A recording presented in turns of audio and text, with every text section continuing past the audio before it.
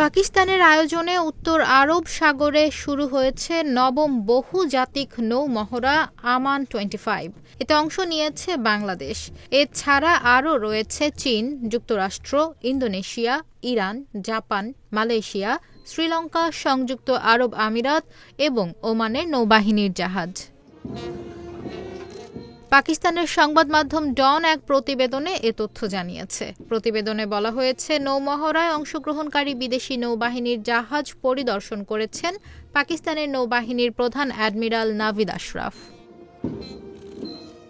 বিদেশি নৌবাহিনীর জাহাজগুলো পরিদর্শনের সময় নাভিদ আশরাফ বলেন, শান্তির প্রতি অঙ্গীকারকে প্রতিফলিত করে আমান মহড়া। একই সঙ্গে আঞ্চলিক সামুদ্রিক নিরাপত্তা জোরদার এবং আঞ্চলিক ও বহিরাঞ্চলের নৌবাহিনীর মধ্যে আন্তঃকার্যক্ষমতাও বাড়াবে এই মহড়া। এ সময় পাকিস্তানের ঊর্ধ্বতন কর্মকর্তা এবং কমান্ডিং অফিসাররাও উপস্থিত ছিলেন। তাদের সঙ্গে মতবিনিময়ের সময়ে অ্যাডমিরাল নাভিদ আশরাফ বলেন, পাকিস্তান সামুদ্রিক নিরাপত্তা এবং সমুদ্রে শৃঙ্খলা বজায় রাখার জন্য সহযোগিতামূলক প্রচেষ্টায় বিশ্বাস করে।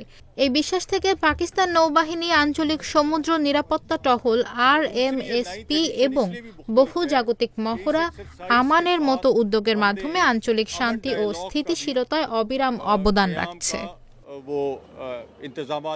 এই যৌথ মহড়ার মাধ্যমে সহযোগিতা ও অংশীদারিত্ব গড়ে উঠবে, তা আঞ্চলিক শান্তি ও সমৃদ্ধির অভিন্ন লক্ষ্যের কাছে নিয়ে যাবে বলেও মন্তব্য করেন তিনি।